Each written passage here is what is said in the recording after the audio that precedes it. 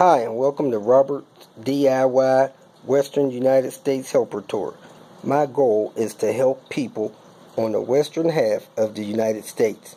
If you're in the Mountain Time Zone or the Pacific Time Zone, contact me to see if I can help you with your DIY needs. With Adams here in Hillsboro, Oregon, outside of Portland.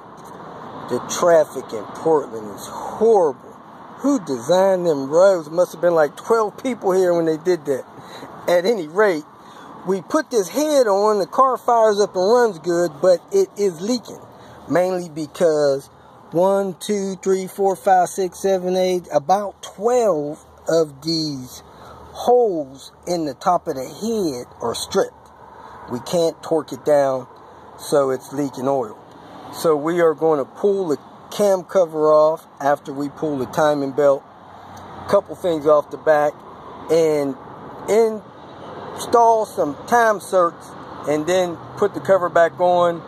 Hopefully that will cure this cam cover leak situation, especially if it's not warped. At any rate, let us get going, but we have about 12 or so of these holes that are bad. We have the cover off, and we are about to clean it up and then drill in for these time serts. You can see that hole there is totally gutted out from the threads.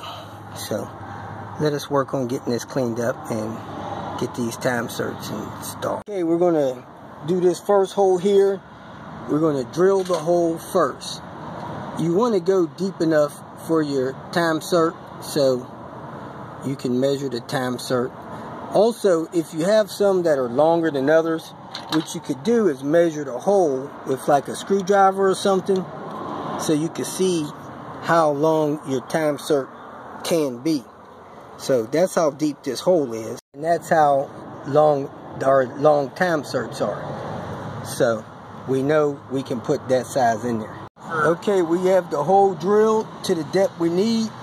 We put a piece of chrome tape on the drill bit so we don't go deeper than we want. So this drill bit is just a little bit deeper than our time cert, but it's not as deep as our screw went down in there when we put the screwdriver in the hole. It almost went up to the shank. So just be careful, because these bits, they grab really good, and you don't want to pull deeper in the head than you need to. We got the hole drilled. We got most of the shavings vacuumed up around there. Next, you do the counterbore. The counterbore makes sure that the head of the time cert sits level with the metal surface that you're dealing with. So that is it there, and you see the little step in that bit, if that comes in focus there. Let me get this down here. Well, it'll have to come in focus. That's the counterbore bit. Just want to go in a little bit until you get to that first step right here. That way the time cert will sit down into the head and not stick up out of the head, the flare into the time cert. So you set it down on the hole, you start the drill, and it will actually stop itself when it's at the right depth.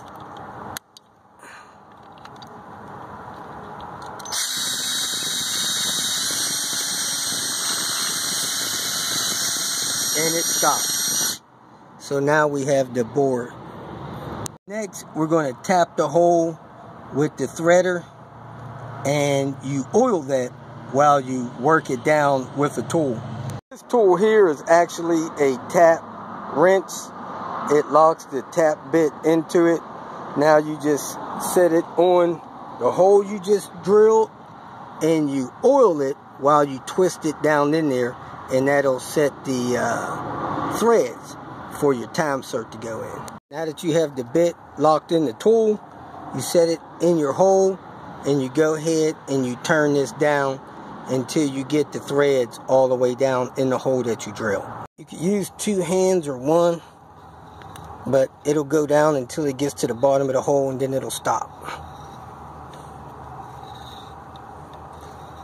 Cutting that thread teeth in for the time cert. Now we got the threads all the way down there, and we're ready to install the time cert. This is the tool that drives the time cert in. So you put some oil on that, you screw the time cert on there, and then you screw it down into the hole with your same tool you use to cut the teeth in it. So I put some oil on the driver that drives the time cert in, and it stopped right at the bottom. Now I'm going to screw the time cert into the threaded portion of the head, and when it bottoms out, you drive this a little bit further, and it expands the bottom of the time cert to get it locked in the head, and then you back this out. I got the time cert on the driver and the tool, so now I'm going to screw this in until it stops and expands, and then I'm going to pull it out. So you can see it's going in relatively easy, and when the time cert hits that lip that we put on there, it'll stop. A little bit more, there it is. The time cert is stopping, and the tool is going in a little bit further to lock in the time cert. So you just screw it till it stops, and then you back it out. There it goes, it's stopping right there. Now you back the tool out, and it should leave the time cert in.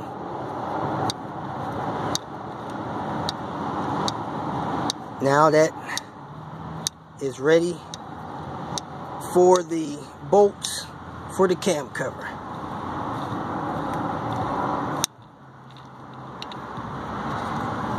Good to go. We got 1, 2, 3, 4, 5, 6 in, and we're putting 3 more in, doing 3 at a time. Our first 2 time certs didn't sit down as deep as they should have, and what we ended up doing was running the drill bit all the way down into the hole until it stopped. When the hole bottomed out, the drill bit quit cutting, and so just don't put any pressure on it, and you'll go the length of the hole with the drill bit. After we did that, the other time certs sit down in the head really good. They countersunk in, and as you can see, the first one didn't. So we're going to put a little cut in the top of the cover so that it takes that little lip of that time cert that's sticking out. So to avoid that, just drill down in the hole until the drill bit stops. Yeah, there's different lengths of time certs that you can use. We have some longer than others, and the longer ones needed the hole to be drilled and bottomed out. We are done for the night.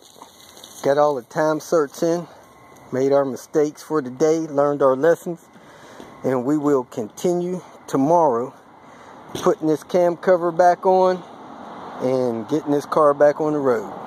If you feel that this information was useful, please like it and share it with your social media friends.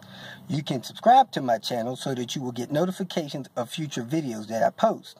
You can follow me on Twitter, and if you need to contact me directly, please visit my website. And if you have any questions, leave them below, and someone or myself will reply to them. Again, thank you very much for watching.